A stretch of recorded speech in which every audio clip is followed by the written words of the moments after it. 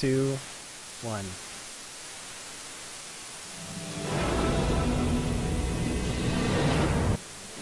Welcome, students, to Monk Meditation, the show of monks, by monks, and for monks in the World of Warcraft. Today is October 8th, 2013. On this special episode, we are focused on the Windwalker and joined by a team of heroic raiders here to discuss the state of the spec and where we stand in 5.4. This is Monk Meditation, Windwalker Roundtable Edition, Episode 6.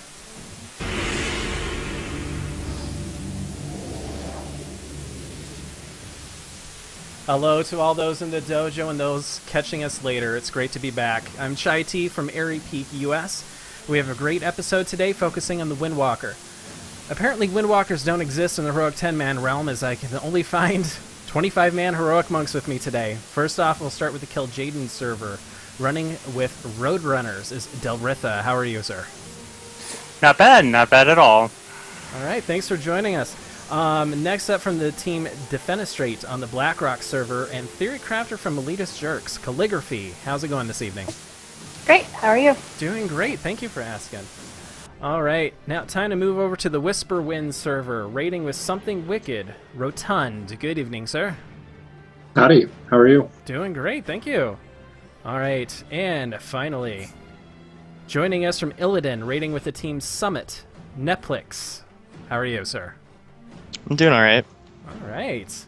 Well, thank you all for joining us. This is going to be a great episode. Now, all of you guys run 25-man heroic teams, or are in 25-man heroic teams. So we have a lot of expertise between all of you, so I'm looking forward to having some information. So, first of all, I want to ask you guys have all had a chance to play pretty much all of the bosses in Siege of Orgrimmar.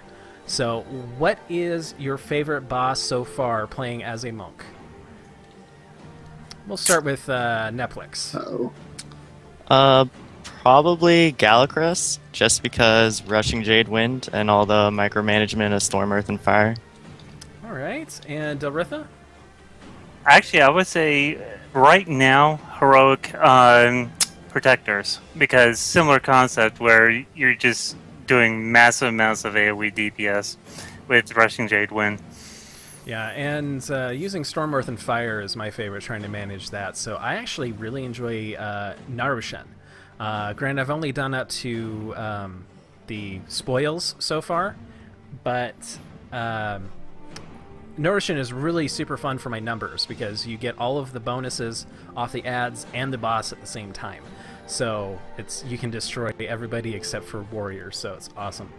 All right, Callie. Have to actually say Malkrok. Heroic, specifically, because you can actually use Rushing Jade Wind for that, but I actually really like the Breath of Yorsage mechanic. It's very challenging, in my opinion. Well, not really, but... Yeah, I did that for the first time yesterday on Flex. Got killed a few times, so... All right, Rotund?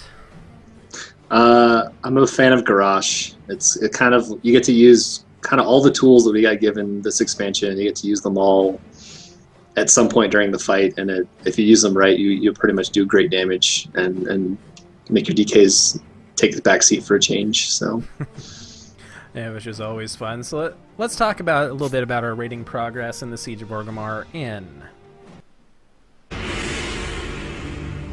Storm, Earth, and Fire. Yeah!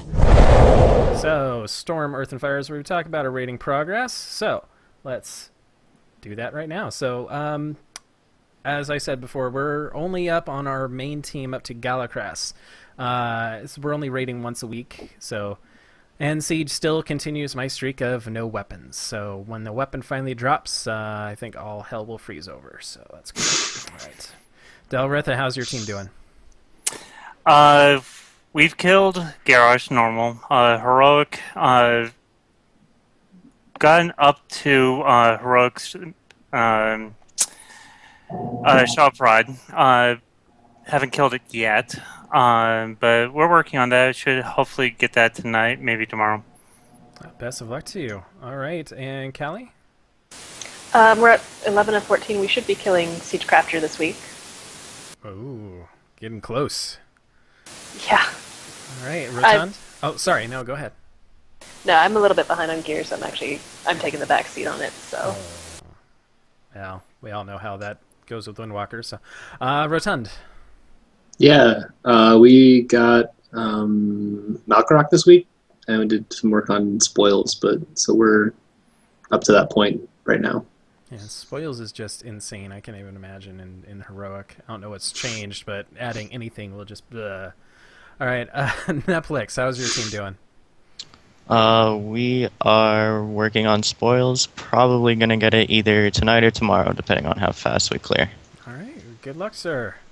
All right, well, good luck to all of you. Let's sit back, sip some brew, and talk about the WoW news.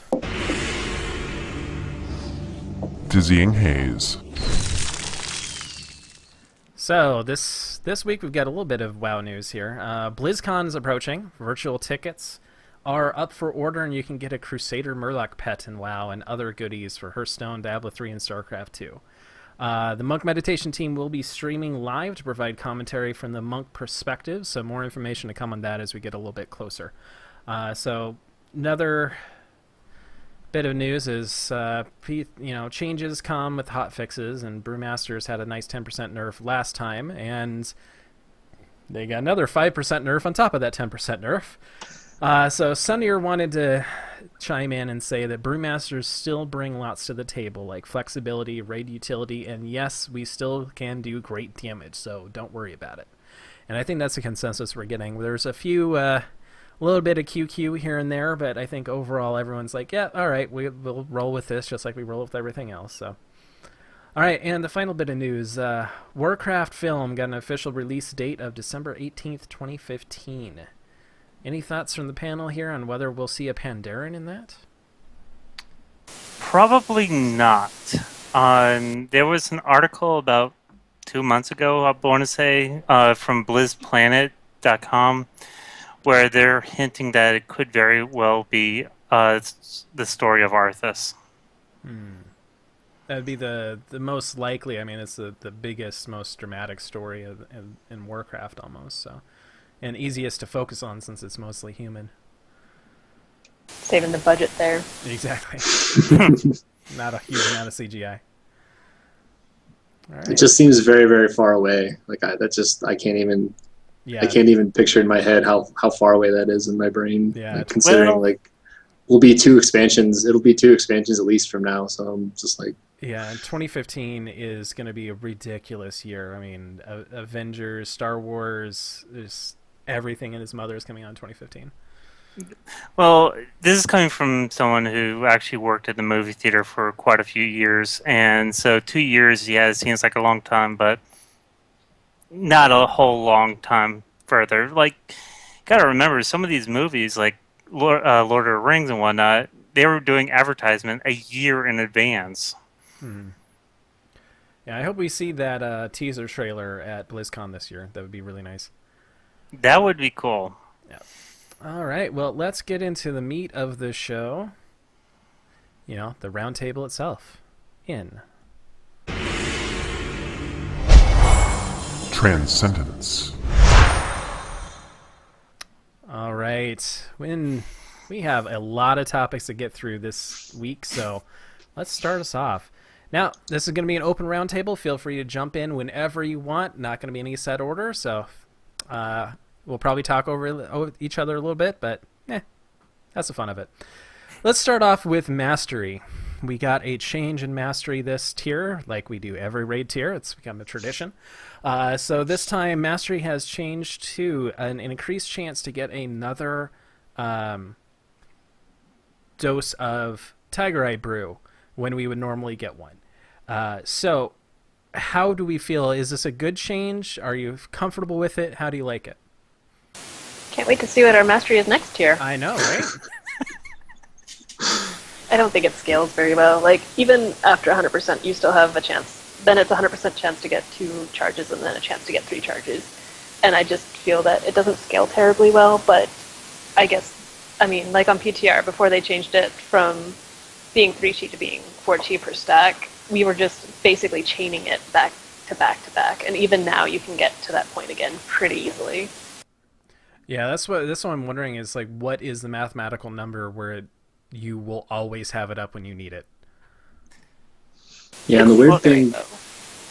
I Well, find so- it weird, but sorry. Go ahead. It's like close to 100%. You can start chaining it. It's not really feasible at this point. Even in our gear right now, it's just not that feasible. Yeah, I mean, it's easy to get to 60% even in pretty low end gear right now.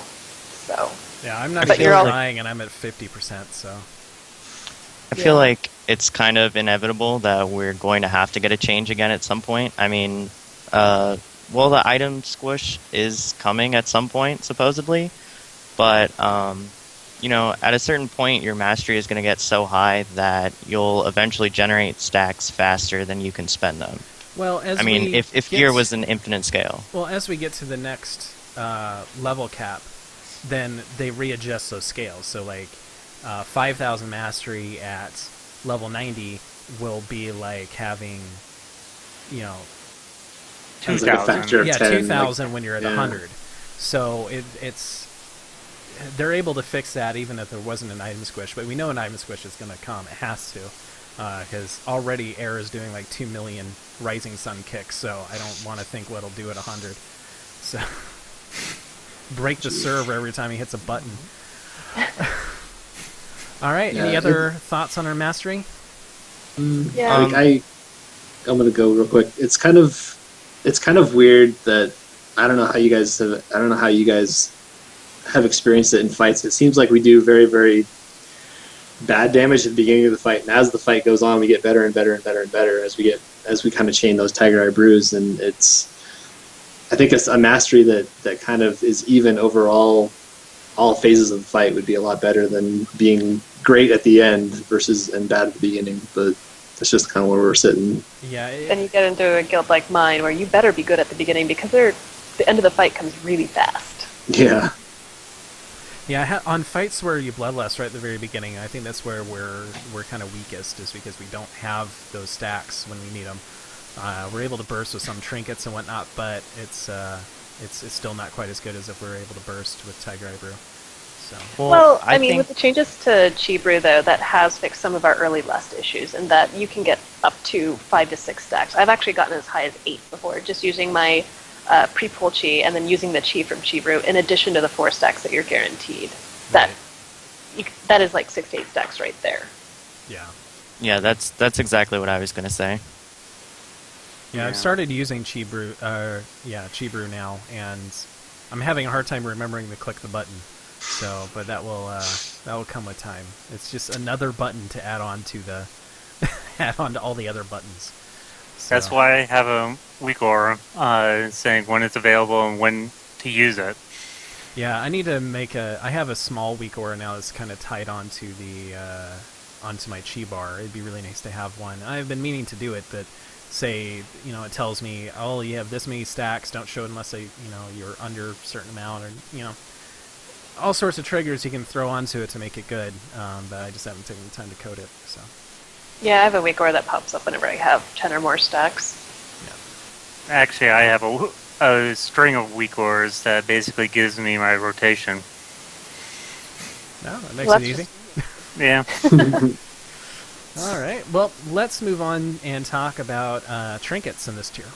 There's a number of interesting trinkets, some of them are multi-strike, but one of the most interesting ones, I think, is Assurance of Consequence. Drops off of the 4th raid boss, the Shaw of Pride. I was lucky enough to get this first in Flex, and then the very next week after I upgraded it twice in Normal. So this one reduces 6 different cooldowns, and the biggest ones of which are Fist of Fury, Energizing Brew, and the Fortifying Brew. Fortifying. Yeah. Yeah. There's a Zen Meditation as well, Transcendence, ooh, goody. And then there was one other. Oh, and what was the other one? Shoot. Grapple weapon. I don't know. Yeah. I forget. Yeah, that's one we don't use very much. Flying Serpent Kick. Oh, Flying Serpent Kick, that's Yeah, right. that's right. Yeah. So, Yeah. This brings up a whole new realm of possibilities in using Fist of Fury and Energizing Brew. You can really dump haste with this, in my opinion. What do you guys think about this trinket? It's an awesome PvP trinket, I think. I actually really like it for PvE. It's actually the one that I tested with the most on PTR, and any time that I had it equipped, there wasn't a fight where I was not at the top, above the tank for a change.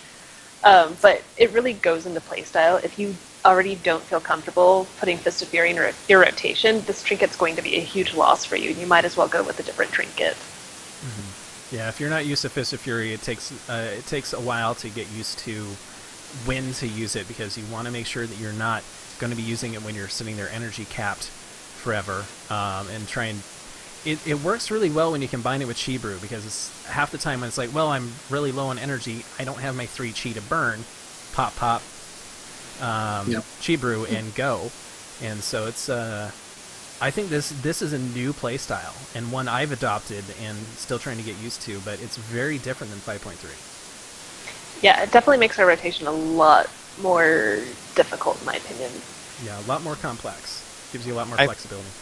I feel like it's a trinket that, you have to really play around with, as, even if you get like one more piece of gear that just happens to have some haste on it, you might have to change all the rest of your gear, just like with Rune was, to, get back to feeling comfortable again. Because, like you said, if you don't know how to use it and weave in Fist of Fury correctly, then you're just better off going with another trinket.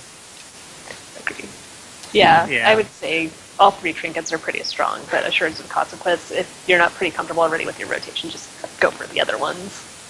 Well, yeah, and for me, I tend to only use Fist of Fury on more single target fights, such as Iron Juggernaut, maybe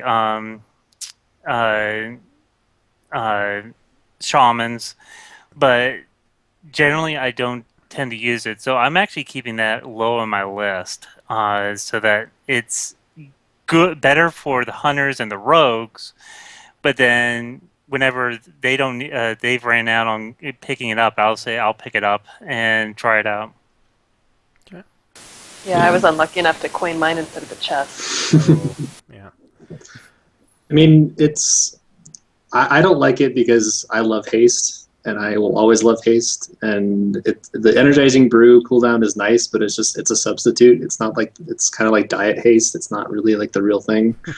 And I don't know, like, as far as I'm seeing that our, I mean, haste scales our PPM up, and I know they took it off a bunch of trinkets this tier, but still your cloak proc and your meta proc scale off of haste. And so the more haste you have, the more procs you're going to get. And the last time I checked, I think like legendary procs accounted for like 15 to 20% of my damage, depending on the fight. And if you can scale that up with haste, I see other trinkets being better for a Windwalker, and I'm just not a fan of I just don't like Fist of Fury in general, because if a tank moves the boss, or you have to get out of a one-shot ability or something like that, you lose a lot of. I mean, yeah, you spent the chi, and yeah, you kind of got a consolation prize with more Tiger Eye Brew stacks, but it doesn't do its full potential. Yeah, it is you have to really know what's coming up, when to use it, and if you're able to master that, I think it is very powerful, especially when you combine it with energizing brew, and that is a replacement for your haste, because you can just get energy like crazy and be burning chi like nuts. So that is they're equal, I'd say. So it's just however your playstyle is, which I really like, that flexibility. That's what I love about this most recent patch, is the flexibility we get in glyphs and trinkets and talents, and how we're able to actually balance that. So I want to talk, keep it on trinkets, but go back to 5.3 and talk about and mourn Rune of Reorigination.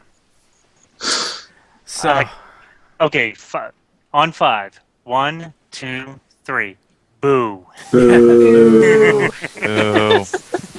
So what I'm hearing is big deal, no big loss. Okay. It was fun. Like, it was a good flash in the pan, but I had tons of fun. I think towards the end of the tier, I think I ended up getting 200% bonus damage Tiger Eye Brews, and it was just like a rocket ride. But it always procced exactly when I did not need it to proc, and it just ended up being more frustration than anything. It was one of those trinkets where it was fun to see the big numbers, but it just whenever it did proc, it proc big time. Whenever it didn't, it was just you were just doing lousy damage. Yeah, the only thing I missed about it are the basically the crits from Rising Sun Kick. Other than that, I mean, it basically just procced as soon as the boss died. Yeah. Yeah, it was fun seeing the 4 million damage from Hordon, but that's about it. Yeah, I got to play a little bit with Rutro, but I was on Megara when that happened, when I got it, and it never failed to proc right when the head died. Every time. So I was like, all right, I'm done with this. Switching to a new one. But it kind of sucks because we ended up being balanced around the Trinket, which dropped off the last boss in the tier. Right.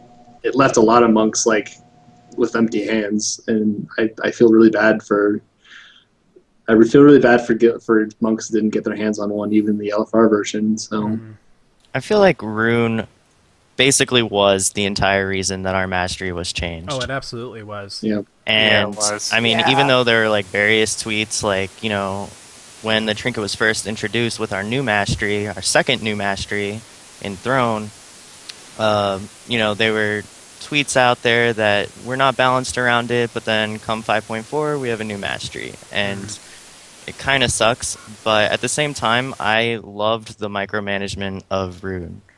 Like, knowing, okay, well, I got a proc at 6 stacks, is it still worth it? You know?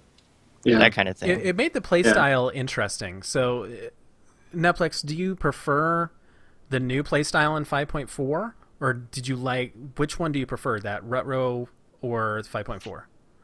I like 5.4 simply because it's more on me and me playing correctly rather than the RNG gods. But at the same time, Throne and 2 million Rising Sun Kicks were pretty fun. Right. Yeah, it was definitely fun going into this tier, and like I was somewhat caught on gear. I've always been kind of behind just because of my work schedule. But anyway, and it was really nice suddenly seeing myself ranking up with other monks that were better geared than I was, because it actually relied more on my playstyle versus, oh, I didn't get a proc until I couldn't hit the boss anymore. Yeah, it does even it out, which is nice. It's 5.3 was very, very spiky, and now it seems like we're much more evened out. Like, the only problem is at the beginning of the fight, like people say. It's like we said before. So, Yeah. staying with trinkets, some of the other trinkets we had include like this cleave that plays along with our cloak as well. So AoE fights seems to be where we are ridiculously powered if we have the right gear. What do we think about those trinkets? Or is that something we're going to keep seeing in the future, or do they think they're going to move away from that after this? I think this is more of trinkets designed for the end of the tier. You had similar type trinkets during Wrath's last one, where you had specialty trinkets that just did great things for certain fun stuff. classes. Yeah. And so I think this is just mainly end of tier type trinket. You might see it again in the next expansion's raid, but tend to not see it for like the first tier for next expansion. Yeah, I think it's mainly designed around Siege of Orgrimmar, or Siege of Orgrimmar was designed around it, because there is a lot of fights in there with a lot of AoE, and Yeah. so I think you're right. It's designed around those go together. So I think in the next tier we're probably not going to see as much AoE, and we'll see different gear. Which I think is great, because I find it absolutely hilarious that the first tier that Windwalker was a thing, we were amazing at single target, and now we're not the best at single target, but we're great for AoE. Oh my god, we destroy an AoE. It's awesome. And let's talk about that. Rushing Jade Wind. My Best thing new like it. best friend. Good job. Oh, yeah. Good job, Liz. Like, Yes. it's a great new ability, and it's nice because even though it's best when you have multi-target, but it still does good single target damage. So I kind of like I make the analogy to where like Locks and Shadow Priest like to dot everything because it ends up giving them a shadow orbs and embers and all that kind of stuff. Like it ends up giving us more chi to work with because it's hitting lots of targets, and it still does good single target damage as well. So like It even does it decent. It does yeah. decent, but not a whole lot of It's an keeping it improvement. out. Yeah. Yeah. See, it's good enough that all the times on single target fights when I forget to switch to Zwen, I still can do okay. So Yeah. Yeah. I need Especially like during Lust. I need a 'cause you weak end up aura having way more. that says, "Oh, you're targeting this boss, and that's totally single target. Get out of rushing Jade Wind." Just make a weak But I do aura like for it. I do like that we have a little bit. I mean, there's a little bit more cerebral. You have to like it seems like every encounter I'm switching up at least one or two of my glyphs or my talents. Like, okay, this is good for this fight. Zwen is good for this fight. I need Ascension here. I need Cheever here. Like, it's good to kind of like tailor your playstyle to like the encounters. And I think Yeah. monks I are really guess, strong I've- just in that regard. I've never burned through tomes this quickly before, even swapping between Yeah. damp and harm and diffuse magic. It's kind of crazy, but I mean, I go through like a stack or two of a raid week, constantly changing, and it's like, holy crap! Luckily, This is what they mean. There's enough areas where we can actually pop them out and get them off, so we're not going back to town all the time, at least. So. But I mean, on the other hand, it's nice having that many viable options. agreed. And I just saw something pop up in channel that it's a lot of people term it as padding. Well, if it's padding, then so is multi-daughter, who does that in order to get increased single target. So I don't see how that's a different concept than a shaman who puts flame shock up on multiple targets. Right. Yeah. And I'll take all the padding I can get. So let's talk about the new raid tier, Siege of Orgrimmar. As we said, there's lots of AoE in there, but and we talked about a few of the bosses before, but I'm really liking what I've seen so far. This is a great tier. Lots of flexibility, lots of different areas. One of the best things I like is the extreme lack of trash between most of the bosses. So what are you guys' thoughts? I think it needs one more goofy fight like Thok, but over and all, like the whole tier is really fun, and it ties in. Like I think they did a good job of like tying up all the loose ends throughout. But they've kind of like the cookie crumbs they've laid throughout the expansion, and it's been really good. All the fights are fun as heck. Going from the easiest one, Immersius, all the way to Garrosh. Garrosh is a pain in the ass if you're not a brewmaster. Well, yeah, and I think you touched on it that the difficulty curve was constant throughout the whole tier instead of jumping around from fight to fight to fight, especially when doing heroics, like kind of in Throne of Thunder. What, or some Hordon and Council? What? Yeah, like Hordon was a cockblock for a lot of guilds. And, Yeah, it was. But at the same time, I think there's a few spots where there's jumps, such as Heroic Thought. At least what I saw in PTR was not a big deal, whereas Siegecrafter was a pain. For casual normals, Naroshen proved to be quite a difficult fight. My team got stuck on that for a couple weeks, so it's that was, I think, the Horden of it. But it was it a gear issue, or was it just kind of a strategy issue? I think it's more the strategy issue, and just beating that enraged timer is always close. It's you never beat it with a lot of time left. So it's that was the biggest problem. Is like we had the strategy down, we got it done, but we just weren't signing the right people at the right time. And I think that's what you see from a lot of different teams. People are getting used to it now. It's not so much an issue now, but the first week, I think, first 2 weeks, that was the Hordon. Well, a couple guilds on our server skipped over Heroic Shop Ride, actually, and went straight to Galacross and Iron Juggernaut. Yeah. But overall, yeah, the difficulty curve is just flat climb up to the last 3 or 4, and then just steeps up from there. Okay, so I don't think so many bosses are really mechanically that difficult, but I feel like spoils and Paragon are just a lot to keep track of. Yep. Like, like Paragons have so many different mobs and Yeah, you look bosses at the and dungeon abilities. journal. Yeah, you look at the dungeon journal and it's just like pages. So true. Yeah, I went to Spoils and Flex, and I was like, okay, well, I haven't done this. Let me look at the... But then when you go into it, it's just a fairly simple fight. Yeah, there's just so many different things, and they have to explain everything, so it's just ridiculous. Sounds like Heroic Omnitron. Right. So, keeping in Siege of Orgrimmar, now you guys all raid 25-man heroic. Mm-hmm. Now, it's been noted that some of the 10-man teams, a lot of the 10-man teams, aren't taking Windwalkers. Seems like it's not easy, but it's less difficult to find a Windwalker in 25-man heroic than it is in 10-man heroic. Why do you think that is? Utility. Just gonna throw it out there. We don't have a major raid cooldown.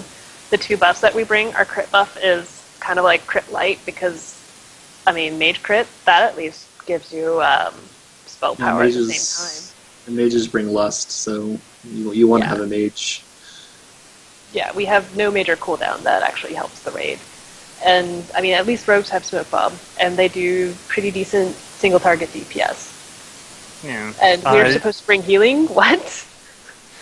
I think Windwalkers are... Go ahead, sorry. The only other thing we provide is Zen meditation, and right now that is the mechanic for it is like an overblown version of a grounding totem. So the only thing people really use it for is personal cooldown. Mm-hmm. Yeah, that's how I tend to use it.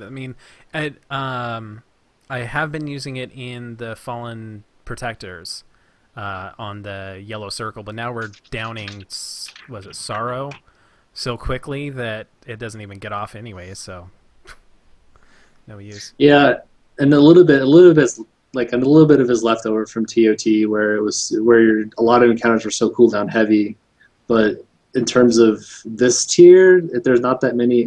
There's not many encounters where you need to chain cooldowns. Maybe at the heroic level when we start getting into like Thok and Siegecrafter, but yeah, Callie hit it. Like we don't bring raid utility. Period. Like we don't bring a Stormlash totem. We don't bring crit banners. We don't bring like Gorfine's Grasp or anything that could benefit the raid. Really, we just kind of we're selfish melee, and we don't. Well, I feel like part of Windwalker's raid utility is kind of like we have a lot of personal cooldowns, like we can survive a ton, whether it's through Diffuse or Dampen Harm, Touch of Karma, Zen Med, which Zen Med is basically only a personal cooldown. It's a joke of a raid cooldown. And I'm not actually saying, give us a cooldown or anything like that. Honestly, what I would like to see is, I'd rather see Stormlash taken out, banners taken out. I feel that we're much too cooldown reliant in this game. Yeah. I think that it just pulls down some of the difficulty. Well, actually, Ghostcrawler has mentioned quite a few times where he says that it's an arms race, and they actually are thinking about getting rid of abilities such as Stormlash and whatnot. Disarmament. Yeah. Well, even then, like give the healers back their raid cooldowns and give the tanks back their raid cooldowns and take them away from the DPS a little bit, because a rogue that brings a raid damage reduction is silly. That should be a healer. Yeah. That should be a healer ability. Smoke Bomb is really pushing it. I actually missed my 4-step bonus from Dragon Soul on my tank. It was great. I actually felt like a raid cooldown. All right. Any last thoughts on that? All right, let's go on to the state of the spec. How are we overall in 5.4? Are we in a good place compared to the rest of the DPS classes? Because we don't have a...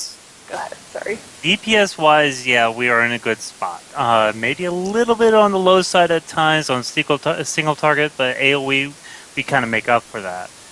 Raid utility, like we said, we just really don't have anything useful per se. But overall, I would say we are in a pretty good spot. There's some improvements we can have, but overall, I like it.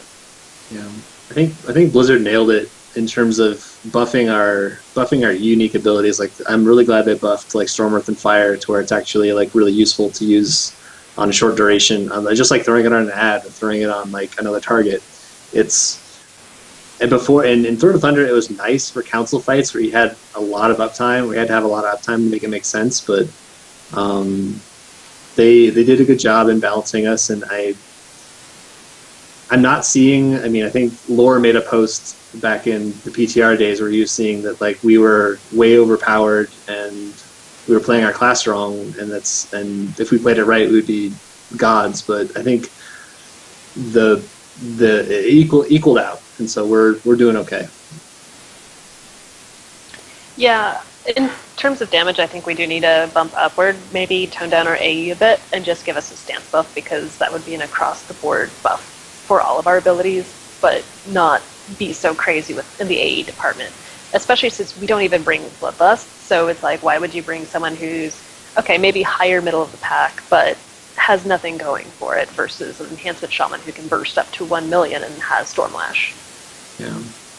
I feel like this tier, they kind of went the opposite direction. Like last tier, our AoE was pretty strong.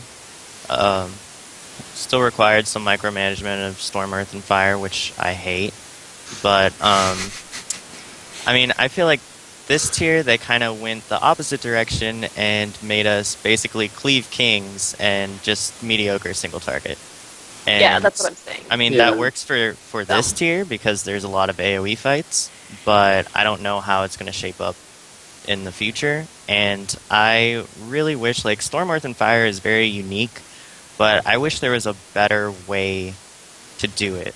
You know, like, I don't know. It's just, it feels kind of clunky, and the micromanaging is awful. Yeah, it's painful sometimes because I'm using mouse over macros to use my Storm, Earth, and Fire, and it's gotten better. But there are times where it's like I'm pointing right at the guy, and I'm like, get him off. I'm punching him. I don't want him there anymore. I'm like, turn off, and it's like, like turn off, Yeah. Like, Yeah, it sucks seems because we're GCD capped, and so Storm, Earth, and Fire ends up taking a JCD, and when you're kind of in the middle of smashing keys, it's really hard to get in that window of like, okay, Storm, Earth, and Fire now. Yeah, Yeah, having that's what I run it into on the all the GCD is very clunky. Someone in chat just made a comment, take it off the GCD, and use a cancel R macro. Mm-hmm. Yep. I have a canceller macro and a mouse over macro and like 2 different add-ons to. Yeah, for one ability. See, I need another button because I'm using the Naga mouse, and I've only got so many buttons I can click, and everything is taken up, and I don't have room for a cancel Storm, Earth, and Fire macro. So I have it on my numpad, so I don't hit it by accident. yeah, I guess I just need to put a button randomly somewhere on the keyboard and bash it to get rid of it. So Yeah, I think I use my middle, like I have my middle mouse clicks, and so I'll click it to cast Storm of the Fire, and I'll have a shift modifier to cancel or all of my clones, because I don't want to micromanage individual ones. yeah. All right, let's see. Let's move on to the legendary cloak. I'm assuming all of you have it. Yes. I think you would all be fired if you didn't. So Yeah. how in the heroic levels, how much of the DPS, what percentage of DPS is it doing with you guys? At most 20%, at least 15%. Oh Jesus! Yeah. It's about right. Yeah, and cleave fights, it definitely hits a lot, and that thing procs a lot, and it does really good damage. So it's weird that, I mean, I know legendaries are supposed to be powerful, but it's weird that a single piece of gear is 15 to 20% of our damage. Not that I'm complaining, but it's nice. Yeah, it What I love definitely is that mine shines on procs. Cleave. Mine's a lot like Fist of Fury. It procs whenever the boss is moving or I'm out of melee for some reason. Yeah, That's Yeah. a lot of damage in heroic. I think for me, I'm looking, it's about 9 to 12% usually. Sometimes if it's heavy AOE, it's up there, like to 20. But that's still a good chunk for one piece of gear. Yeah. Yeah. It scales very well with haste because of the whole real proc per minute thing. Like I want to say mine is at 2.7 procs per minute or something like that. Oh jeez. Which is almost like 3 3 procs per minute or 1 every 20 seconds. Yep. Jeez. Yep. So that actually does scale with haste. I thought they were taking out the RPPM with haste. No. Well, yes and no. Okay. They took it out for abilities that proc like agility. For stuff that are just flat damage every couple of seconds, it does scale with haste. Oh Right. man. Any kind of duration buff that gives you a stat or something like that, they removed the haste scaling from it. But things that are like kind of single tick attacks or things like that, they kept it.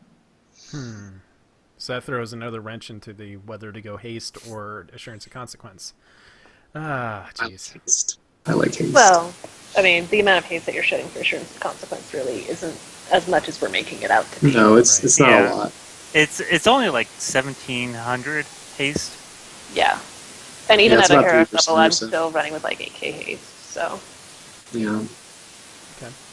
So let's talk about our stat priorities. We've been talking about haste and mastery the whole time. What are you guys running for your priorities right now? I'm going I'm going Go full ahead. haste. So I'm typically running Chibru on any kind of single target fight where I'm not going to be using Fist of Fury, or I'm not going to be using like Rushing Jade Wind or any kind of multi-target stuff. So I'm sitting right now at like 10,700 haste, and just using Chibru, and then I got the 4-piece this week, so I'm trying like a haste and mastery build, but that's kind of where I'm at. I'm going haste up to about 8k at the moment, almost 9k. Then crit and then mastery, basically. And then after crit cap, I'm probably going to go higher haste, What is a crit cap? Hey, curiosity. about 57%. 57? Okay. Well, That's for dual That's wield. for Well, dual wield. she's first of all she's going dual wield. Second of all, Yep. it's actually 60% because you have to factor in 3% crit suppression from bosses. Yeah, well, that's why I said about 57%, because you also have to count in your But it's hard to get that high. 5% crit. Yeah. Yeah, but I'm also not counting the raid buff.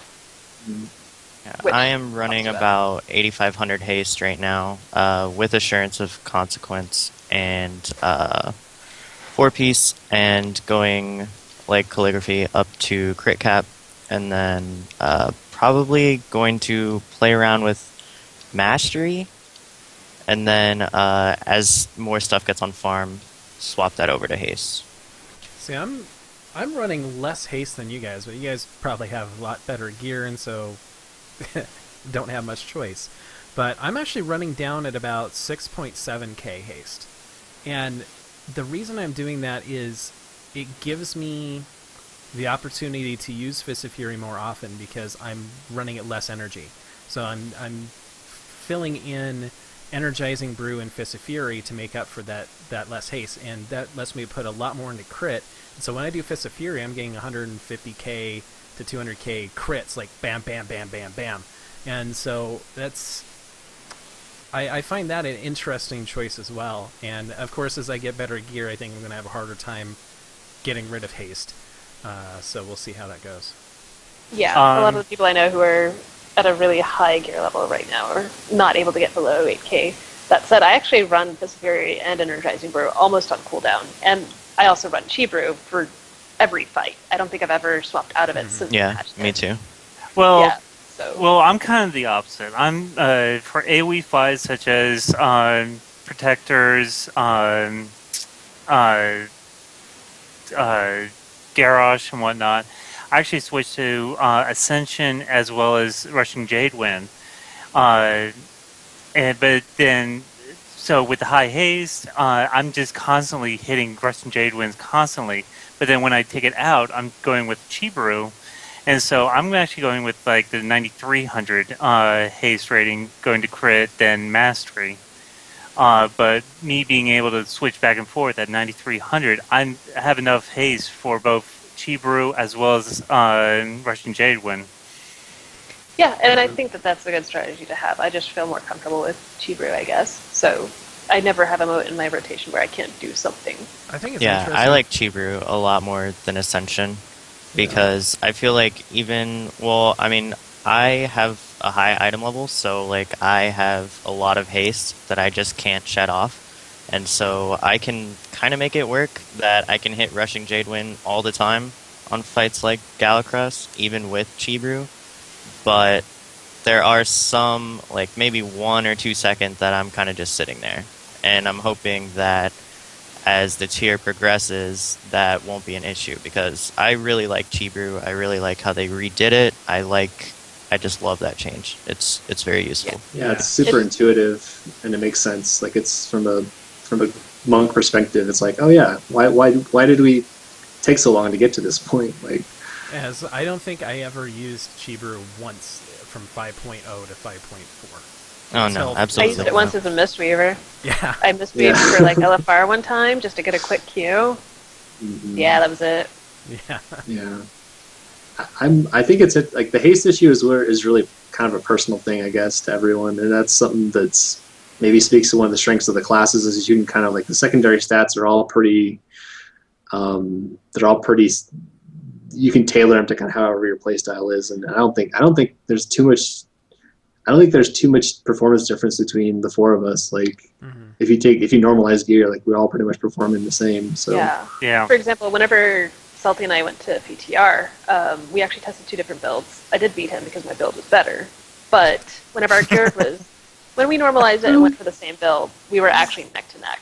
So. Yeah. Yeah, I find that really interesting. That Blizzard really nailed the Windwalker in this patch because all 5 of us have kind of different theories on the best way to spec for yourself, and all of us are good. So that's what's great is that I think the theory crafters are having a really hard time narrowing down and say this is absolutely the best thing because there's so many different ways with the Assurance of Consequence Trinket that opens all sorts of different doors that we didn't have before. So I think that's really excellent. Yeah, it doesn't bottleneck you into a playstyle you don't like to play. Like you can play how you want to. Row. Yeah, agreed. And I think that's what's great about to kind of show my programming roots here. There's more than one way to make a sandwich, and just like there's more than one way to play your class, mathematically there's going to be a superior way, but it all comes down to playstyle in the end. I remember this programming discussion. Yep. All right, so coming from 5.3, taking out the Rune of Reorigination, Rut-Row, take that out of the equation. Has our rotation really changed very much? Besides the addition of Chibru, because we never used that before, has it changed at all for you guys? One minor one that has changed is the fact that whenever I do use Fist of Fury, I'm trying to time it with a Trinket proc or getting any of the procs going and then using it. Before I just was using it on cooldown, like right after a flying serpent kick, the next ability, if I had chi, I'd use it. But now it's like whenever. Yeah, I'm kind of using it on cooldown these days, which I didn't really use it very much last tier, but this tier I'm using it way, way more. Just because there was always the risk last tier of, oh, my rune just procced, I'm using Fist of Fury, fail. I'm using Fist of Fury just kind of whenever I see myself ending up in a resource hole a few seconds down the line, so I'm not a good person to ask that question. All right. Well, any thoughts, Netflix, on that one? I basically use it when, the general rules like you're not going to cap energy, Rising Sun Kick's not going to fall off, come off cooldown, sorry. Tiger Power is not going to fall off, that sort of thing. But I do find myself kind of playing around with it a lot more this tier. But that may just be too because, I mean, it's still kind of early in the tier. I'm still progressing, so I'm still trying to figure out where exactly it fits in. Yeah, it's tricky to try to manage all of that together and make sure, okay, and based on how much haste I've got right now, plus based on, raid buffs, how long is my Fist of Fury going to go, and yeah, trying to keep all that in mind. It's going to take some time to get used to. All right, let's talk about our Tier 16 bonuses. So, 2-piece. Seems a little boring, but good DPS. This is really strong right now. I was actually in a flex right before going into this with a monk whose gear is right around where mine is, and I think they beat me about 5 to 10k on 1 or 2 fights just because they had 2-piece and I don't. It's a significant bonus. It makes me feel a little bit worse about jab it. Like when I have a combo breaker proc up, I feel a little bit more hesitant to jab if I'm an energy cap, but I think it's like it makes Blackout Kick hit pretty hard, and it hits Tiger Palm, makes Tiger Palm hit pretty hard as well. So I think it's a good, elegant bonus because we're going to be using those abilities anyways, so it's just a good, flat damage up. If you have 2 pieces, and those are the only 2 pieces you have, and you have Warforged of the same slot, what is do you it an go with? upgrade? Yeah. I would still go with 2-piece. I would go with 2-piece. Same. All right. Yeah, the only time I'm not going for 2-piece right now is if I get 2-piece gloves. Right. I feel like our 4-piece kind of causes a little bit of a feedback loop because it makes mastery a little bit more attractive. Well, And combine I that. mean, I am awful at math, calligraphy. This is probably on you here, but I read EJ all the time, but I'm awful at math, so no reason for me to really post there. But I actually think it was on EJ like a little while ago about how the 4-piece basically causes a feedback loop and mastery to be a little more attractive. Yes, it does. That actually, in addition to Chi Brew, because the Chi that you spend from Chi Brew is still based off of mastery. So Yeah. it does make our mastery a little bit more desirable. Okay. Yeah. And just for the listeners at home, the 2-piece, and correct me if I'm wrong, it gives a boost to when we get the combo breaker for your Tiger Palm and your Blackout Kick. When those pop up and you hit it, it does a damage boost to that. Right. That's correct. Okay. And can someone remind me what the 4-piece is? Yes. For every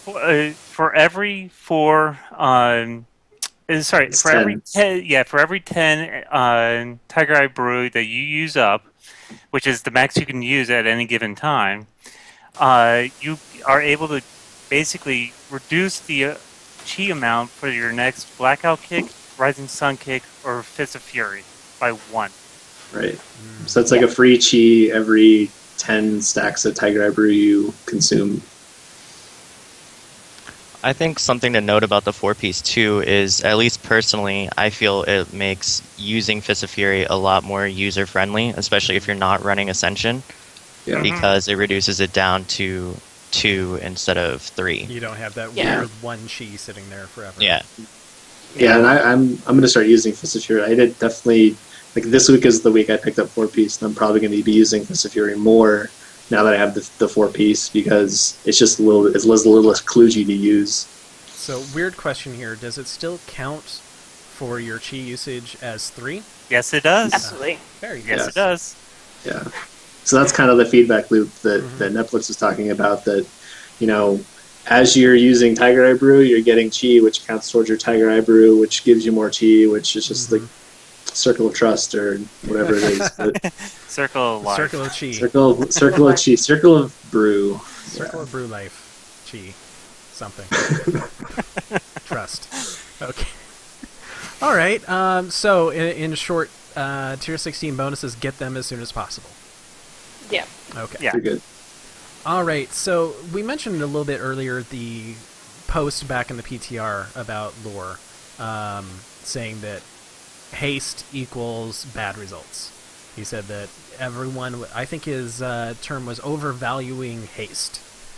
And I know that was big in 5.3. I always loved running like 22% haste, something ridiculous like that. And it sounds like, we had this discussion earlier, it sounds like that's not necessarily the case, depending on your playstyle. Mm-hmm. Yeah. I mean, for example, whenever I was on PTR, I actually, after I saw that post, I went down to about 5k haste, and I didn't really see terribly different results from what I'd already been seeing. Yeah, you just replace it with crit, and you do more damage that way, but less often. Right. Yep. Alright. So, Lore, we're calling you out. You don't know what the hell you're talking about. Okay. Hey, I didn't see that. Send all questions to Cali Monkey J on Twitter. Alright. Yeah. No. Okay, so speaking of Twitter, we had some... Oh, go ahead, Ratan. I was gonna say that. I mean, that wasn't. I mean, they were still trying to suss out internal testing and try to get bugs going on, and I think that was Lore trying to get more people to go in and test monks and try to get a lot more people kind of like looking closer at haste, looking closer at their stats, and figuring out what to do. So that I think that's what happened in 5.1, between 5.1 to 5.2, is that we didn't get enough testing, and then the first 2 weeks of our raid tier, we got hit with big fat nerfs because no one really kind of got in there and figured stuff out. So that's my conspiracy theory of the day. But I kind of, in a sense, agree with you. I think that's a little bit conspiracy theorist. I think a lot of what was going on, though, for example, whenever I PTR tested, I was always one of our top DPS. I was very rarely at the bottom. It depended on the fight, of course. But the thing is that I feel that a lot of monks had a lot of adjustment to go through with the changes to our mastery and chi brew and a lot of other stuff, especially rushing Jade Wind. All right, well, we had a lot of questions from @DaggerD1404 on Twitter. His first question was about haste. We've already touched on that a lot, but he's saying that he's having problems with global cooldowns after he gets to about 7k haste. It's like he's filling most of them, and so he's seeing recommendations to go to 9k, but doesn't know what to do with it. So, any thoughts on that? I'll go to Rotund, since you seem to be the haste master.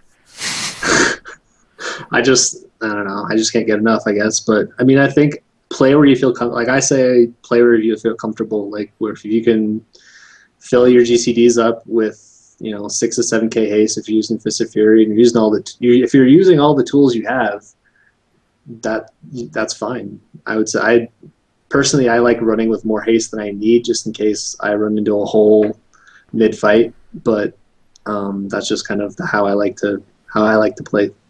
But I'd say if it works for you, then keep doing it. I'd have to agree.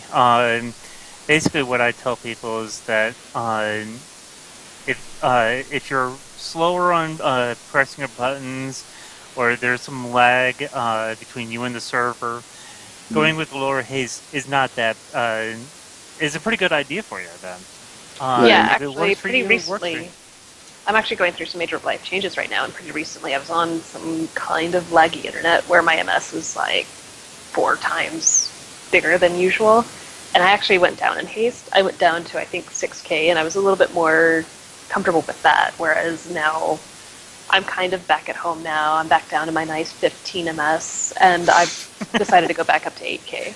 So I feel like, Windwalkers are not like, we don't use haste like other classes use it. They use it just to get basically to a breakpoint for a dot or a hot or whatever, and then after that it's like you gotta hit this point, and then after that it's whatever.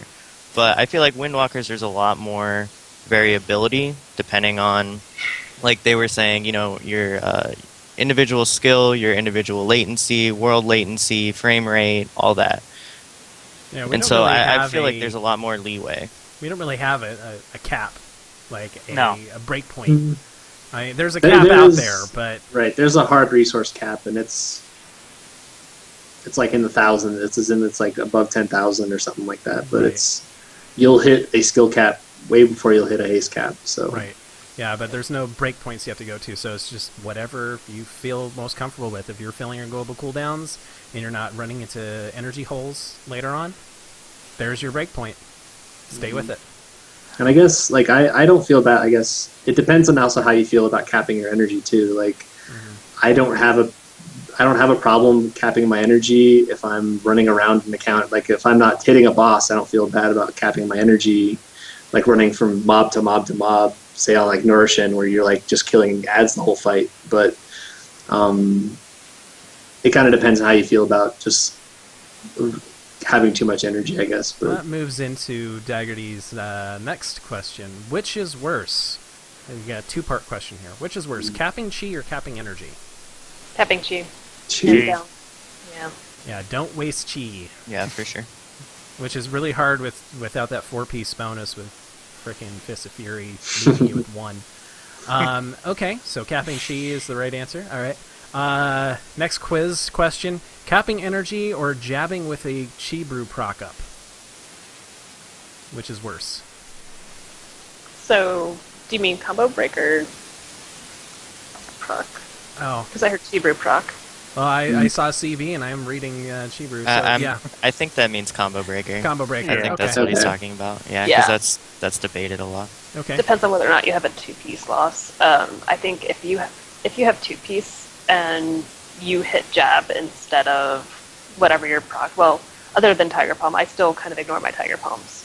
But if you hit that instead of hitting your blackout kick, that is a major loss, in my opinion. Okay. yeah, it kind of depends on how much chi you have too. If you're sitting at max chi with a combo breaker up and you're also energy capped, spend your chi, spend your combo breakers, and then go ahead and jab. Yeah. But if you're sitting at like 1 or 2 chi, I'd jab first because you only have the combo breaker percentage is only about 12% to generate another one. So you only have you have a 12% chance of wasting that proc versus an 88% chance of you're Wasting your in the energy. clear. Yeah, wasting your energy. Yeah. So All right, interesting viewpoints there. All right, so we touched on this a little bit, but he also asks, in regards to our secondary stats, crit versus mastery, which do you stack? And if it's a close call, what are the pros and cons of each? Crit, hands down. Crit. Yeah. I mean, Uh, mastery isn't bad, but Until you get 4-piece, maybe, and then they become a little bit more even. Not a. Well, yeah, what- crit. I think crit usually wins yeah. from the spreadsheet math perspective.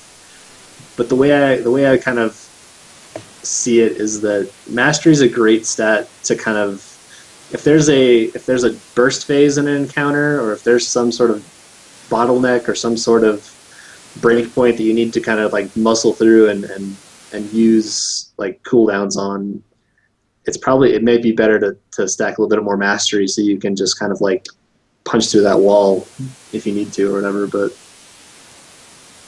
yeah. I mean, we're not at the level that we were in like 5.0 where we just avoided mastery at all costs. Yeah. But it's still, mastery is low on the priority, but it's not bad to have it. I feel like we get enough mastery just on our tier and, like our best in slot and all that. Like, I feel like you don't need to go out of your way to stack for it. That at like, let's see, how much mastery am I at? I'm at like 60-some% raid buffed. I feel like that is a good amount. Right. yeah, It's a very comfortable amount. I can basically more than half the time I'm going to generate double stacks. That's good. Yeah. All right. So the last question Daggerty had was in regards to Fist of Fury. So should we use Fist of Fury on cooldown even if we will cap energy during the channel? I would say no. Depends on what part of the channel. Like, if it's at the very end of the channel, you're just basically losing maybe about 10, 20 energy, depending on what your regen is, of course.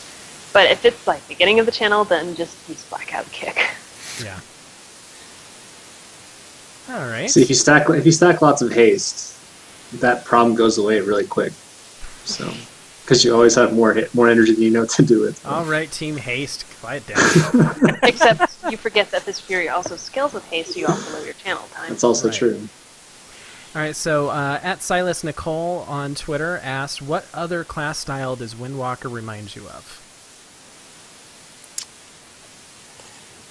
Enhancement I heard Shaman. That's what I was Yeah. going to go with too. Is Yeah, I was Enhancement gonna say Shaman. Enhancement Shaman, but I 'cause- honestly feel like we are really unique, and Blizzard did a really good job of creating a unique, Windwalker Kung Fu experience. Yeah, it's Combat Rogue. I played Combat Rogue for a little while, and it kind of reminds me of that because they had so many oh shit buttons. Like, evasion and all of these buttons you just hit when you're about to go down. And we have, Touch of Karma, Fortifying Brew. We have all of these, oh crap, I'm going to die buttons that that kind of mixes in a little bit as well. I want to say Ret Paladin, but I played a Ret Paladin in mostly Wrath of the Lich King, and that's when you had like everything proccing all the time. Like you had to manage. You basically had to manage RNG procs more than anything, and we don't have that as much. But I guess it feels more like Ret Paladin to me, just because you're always pushing buttons. You're always like kind of watching what your procs and your trinkets are doing and stuff. So. Yeah, I've heard that it's closest to Ret, but for me it's not terribly different from my Shaman. I feel that my Shaman's a bit more cooldown based than my Monk is. Okay. So, Valen, who was on our last episode in the Windwalker Roundtable, he's also in the dojo right now. He was asking about glyphs. So, glyphs seem to be very lackluster, he says. Touch of Karma and Touch of Death seem to be mandatory.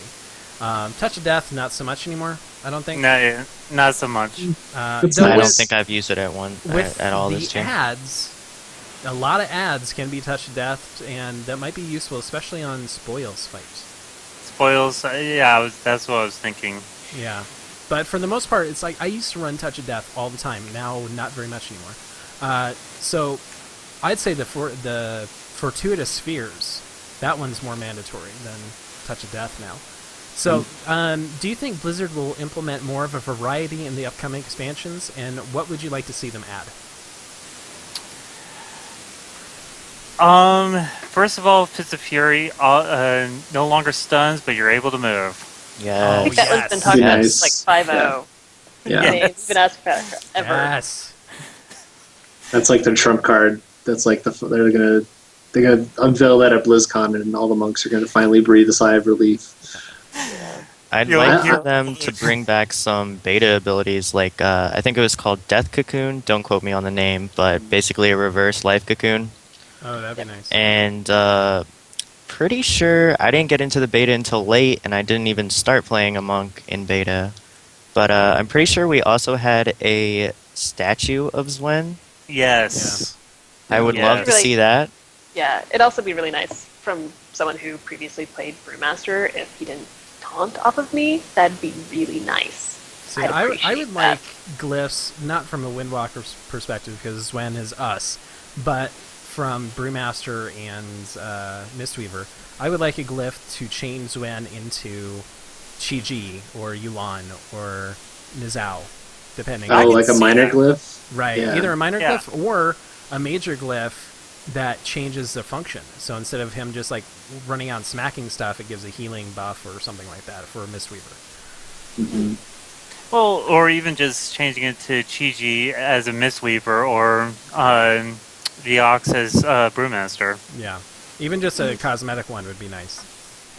I'd like something that modifies healing spheres a little bit, like make them into like damage spheres or something fun like that. Yeah, So Path of Blossom 2.0. Yeah, or I mean, well, something that you can actually like lay around instead of something that's like a we had the trail Fire behind you. Blossoms in 5.0. Yeah, Path of Blossom that they removed. Yeah. Yeah, they. I think I was the only person to ever use them. Yeah, Oh yeah, I only used them for the generating chi at the start of the fight. Oh. Sorry, Tiger Eye Brew at the start of the fight. Okay. I agree I thought with that what was- Rekfu said in chat. Make our weapons show, or make us able to hide them completely. I thought we had a glyph that did something There's a similar glyph to that. that in Jab, Jab it Yeah, Jab. hides it, but yeah, it'd be kind of Yeah. because when you do other stuff, they show up still. But yeah, just completely remove them from visual would be kind of nice. So, I would like to see going back to the healing spheres. It'd be nice if there was one that would cause them to gravitate towards you. Like if you just want it to be more automatic, they pop up and they'll move, but they still make it so if you don't want it right away, you can kind of shift to the side, but have it be more automatic that way. I think that'd be kind of fun. Kind of like the Blood Death Knight worms. Yeah. Yeah.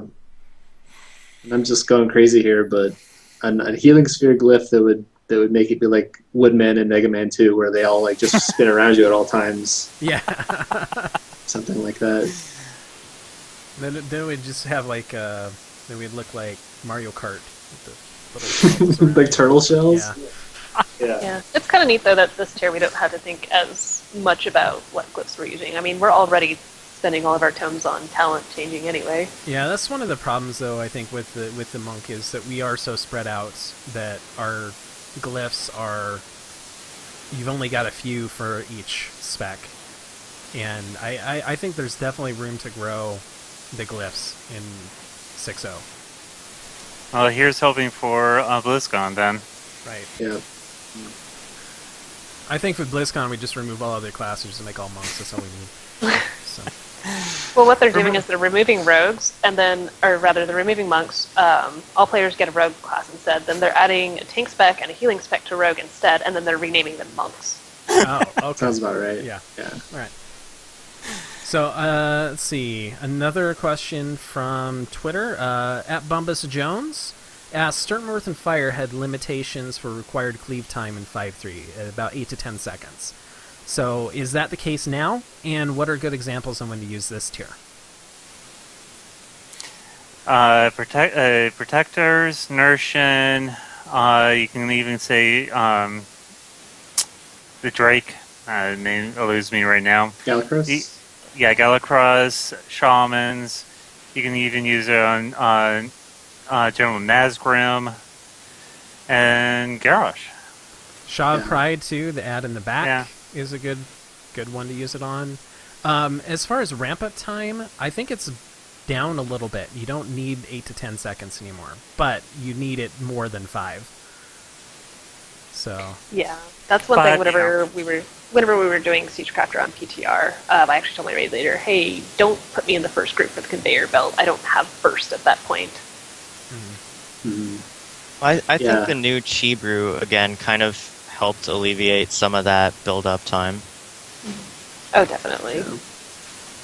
Yeah. If you pop a clone, they actually, once you pop a clone, you can actually pop Tiger Eye Brew after you use your clone, which gives you both a big damage boost. So the ramp up time is even shorter if you're doing something like that. So if you need to really, if the ad's only going to be up for like 5 seconds, you can just do that, pop a clone real quick, pop Tiger Eye Brew, and you still retain, even when the clone dies, you'll go back to doing 100% damage, and you'll still have all of your Tiger Eye Brew. So it's, I wouldn't pop it for everything, but it's got a lot more flexibility now. With the buff to the mirrored damage, that really decreases the amount of time it needs, because you're weighing global cooldown versus 185% damage. You're weighing that. So I guess it'd be 2 global cooldowns to get that high. So it's that was 165. Sorry, I'm overestimating. So yeah, you have to kind of weigh that around a little bit. So let's see, and that's it. Oh my god. Oh no. We've made it through. Are there any questions in the dojo? Give them a little bit of time. We've got 4 awesome heroic monks here waiting to answer your questions. Valen says yes. Hold on. This is riveting radio right here. So how was your day? No? It was a Tuesday, so Yeah. Tuesdays are my Mondays, so yeah. Oh no. I've got the whole rest of the week off to move, so. Okay, so Valen asks in the chat room in the dojo, he asks, why did you roll a Windwalker? Were you forced out of Brewmaster like himself? For me, actually, I went into this expansion intending to be my guild's main tank as a Brewmaster, because I tanked as one of our main tanks on a Bear Druid previously. I basically swapped to Windwalker because my guild wasn't going to be hitting heroics anytime soon, and I'm a pretty competitive person. And no one really wanted Brewmasters at that point, but everyone wanted Windwalkers for I don't know why. So I wound up going Windwalker, and it just kind of stuck. For me, the guild I was in was expecting monks to be this overpowered class, similar to how DKs were. Yeah. And so they were asking all these people to switch to a monk. I offered to go as a monk, and because of the fact I played as a feral druid as an alt for so long, I figured I can handle being a melee as my main. So that's how I got into it. Netflix? Yeah. I came into this expansion as a Shadow Priest, and I don't really know what happened. I guess I rolled a monk as just an alt to mess around with, and I just fell in love with it, and it stuck. How about you, Rotund? I've played since vanilla on a paladin, and I stopped raiding last expansion about in Firelands, and I wanted to start up raiding again, and I kind of didn't feel like sticking with the paladin, so the monk made the most sense to re-roll with. And I originally wanted to do Mist Weaving, but my guild was very, very heavy in healers at the time, so I was encouraged to roll a Windwalker, and just kind of stuck ever since. So and it's a lot of fun. Like I've encouraged a lot of my friends to play Windwalkers, and a few of them have made them their main just because they're just a ton of fun to play. All right. So for me, I love monks. It's my favorite class in any RPG. If it's available, I'll play it. So I was playing a shaman because they were monk-like. And so when monk was announced, man, that I knew I was going. So then I was determining which spec. But the Windwalker seems the most like the RPG template for a monk. Punch, punch, heal, right? Mistweaver kind of felt that way, but it was a little bit more healy. With fist weaving, it was kind of fun, and Brewmaster, I can see it too because those are more the drunken kung fu, like the Windwalker playstyle. And once I started playing it, I was like, all right, I'm set. I love this class, so I will not switch. So, all right, we have another question from the dojo. Any quick advice for people just re-rolling monks for this tier? At level 20, go get your XP buff. Gets you through even quicker to 90. I mean, definitely hit the hit the Timeless Isle, get that. If you're just hitting 90, you want to get all that sweet 496 gear as soon as possible, and then I would say get into flex rating, get into LFR, and I would overuse all of your abilities just to get used to them and kind of get the feel for them. But just kind of see how you like. Yeah, get good weapons is like weapons are like the best thing you could do. So if you need to get them crafted or roll coins on bosses that drop weapons, I would do that. Stop first and mocking foremost. me with the weapons, please. No. My last weapon to drop was off of Grand Empress Shexier. So. Oh, did you want me to link you my BOA real quick? No! Damn it. Yeah, if you're just starting, like very low level, I'd say get all the heirlooms you can, because not only does it make leveling a breeze, but having haste at a lower level is really nice for energy regen and just being able to just sit there and auto attack something dead, basically. If you have tanked anything before, if you've played a tanking class, go Brewmaster at the start. Level your dungeons very, very quick. if you have not tanked before, go Mistweaver, because you will get fast Qs still. But if you haven't played a tank before, you will get griefed to no end in LFD. So don't do it. But if you have tanked before and you're comfortable just running through it, do it. Man, you just insta-Q and you will fly through experience.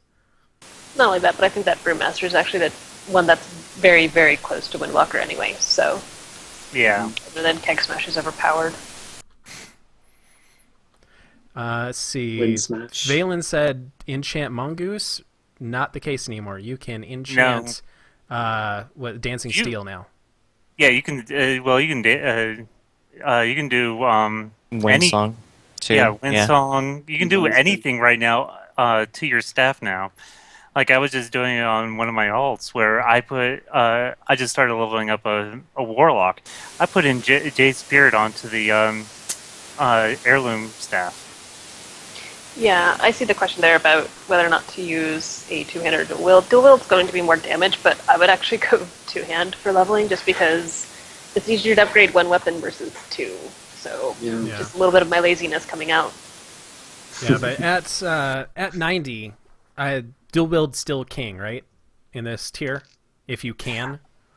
If you can, yes, but once you start hitting the crit cap on two-handers, one-handers, two-handers actually goes up in value because they continue, their crit value continues on until like 79%.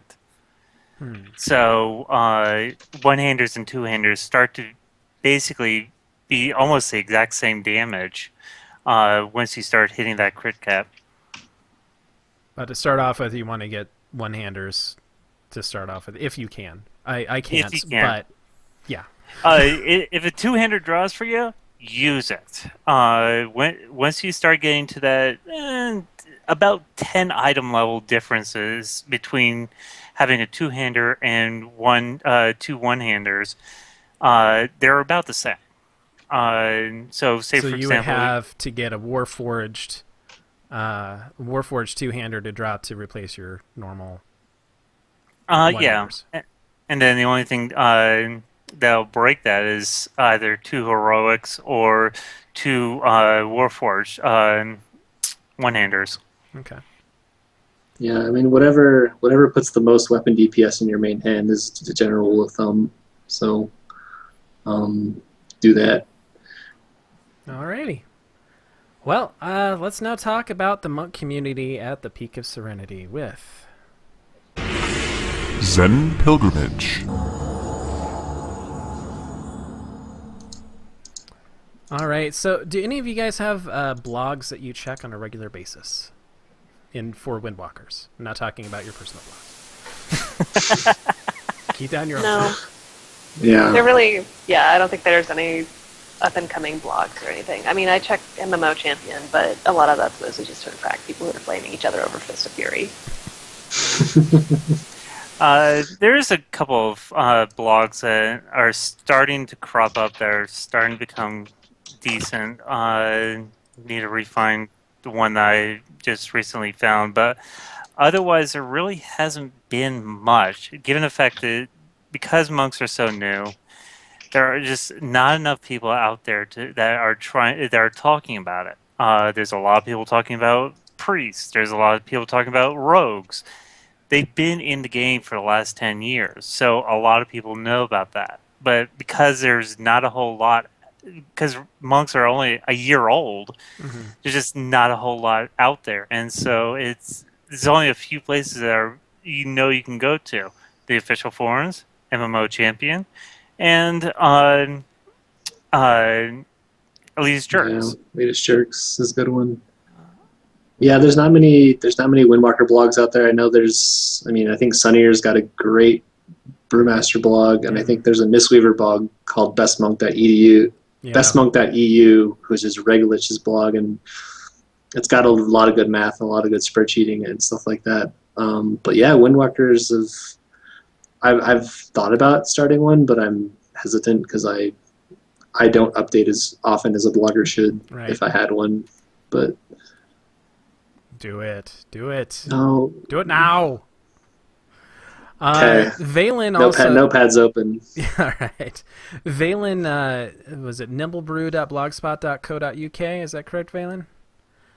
He said that he normally does Brewmaster stuff, but he's going to be starting doing Windwalker posts, so we might want to check in on that from time to time. Oh, it was Total T-Talk is what I just recently saw. Total T-Talk? Yeah. Is that TEA talk? Yes. TEA, yeah. Okay. It's TotalTT.net. TotalTT.net. Okay, let me add that. I'll add that to the show notes for everybody.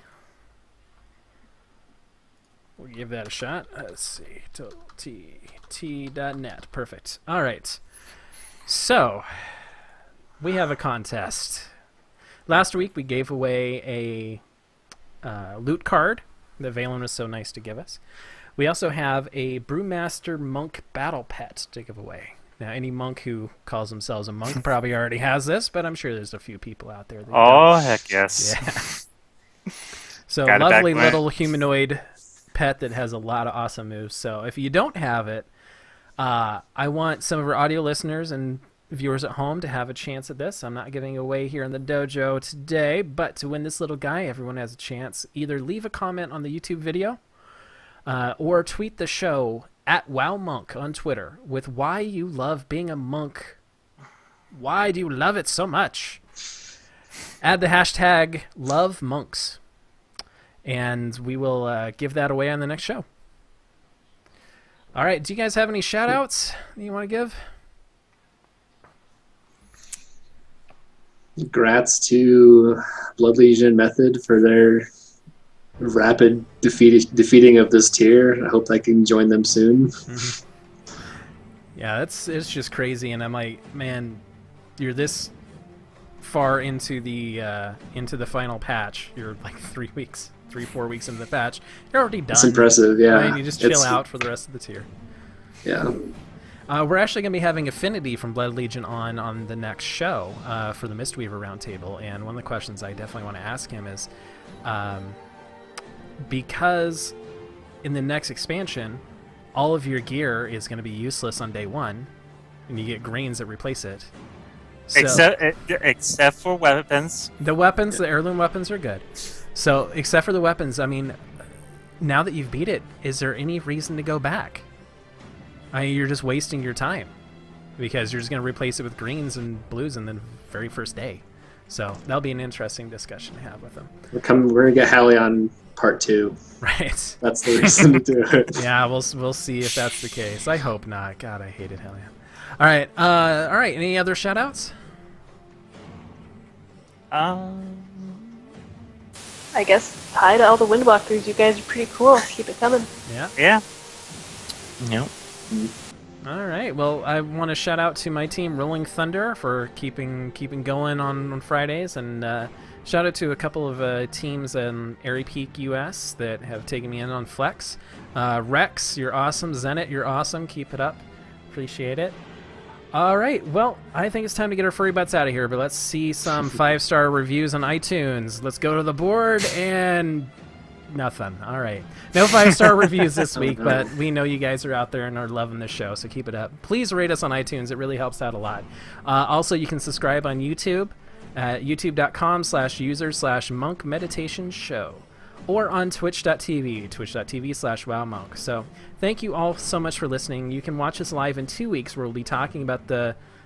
I see what you did there, Naoyuki. No, I'm not reading that. Okay. Talking about the Mistweaver. We'll have Affinity from Blood Legion on. If you are interested in talking Mistweaver next week in the State of the Spec, reach out to me at WowMonk or monkmeditation@gmail.com, and we can get you on there. We're looking for normal, casual, flex, heroic, whatever. We want all kind of viewpoints. So that show will be Tuesday, October 22nd at 5 p.m. Pacific, 8 p.m. Eastern Time at twitch.tv/wowmonk. You can also watch After the Fact on iTunes, Stitcher, twitch.tv, and monkmeditation.com, where you can buy the host a cup of Mana tea for bringing you the best monk discussion on the interwebs. This is not just our podcast. We want it to be yours as well. So let us know where to find you on Twitch, Twitter, in-game, wherever else. Help us prove the monk community is the greatest community in the world of Warcraft. Reach out to us individually or email the show at monkmeditation@gmail.com. You can reach the host of the show on Twitter. You can follow me, Chai T, at WowMonk, Naoyuki at Naoyuki_CTR, Air at AirMonk, Daikatsu at Daikatsu CTR, and Sunnier at SunnierBear and Sunnier'sArtOfWar.com. You can find today's hosts, Delritha at HinaLover, Calligraphy at CaliMonkEJ, Rotund at Salty Eric, and Netflix at Netflix of Summit. Any other places they can reach you guys? MMO Champion and Elitist Jerks under the screen name HinaLover. And I'm going to be starting streaming again next Tuesday, October 15th, so I'll be reachable that way too. Okay, and what's that? Twitch? Yep, on Brand New Aquarium. Brand New Aquarium. Okay, twitch.tv. I also stream on Twitch on Netflix. Okay, twitch.tv/Netflix. All right, Rotund? Just Twitter. Twitter's the best. All right, Twitter's the best. So. All right. Well, Monk Meditation is a fan podcast of the Monk class of the World of Warcraft. While a portion of this program contains sounds and imagery copyright to Blizzard Entertainment, we make no claim to ownership and are not affiliated with Blizzard except as being fans of their games. Thank you for attending Monk Meditation, students. Class is now dismissed.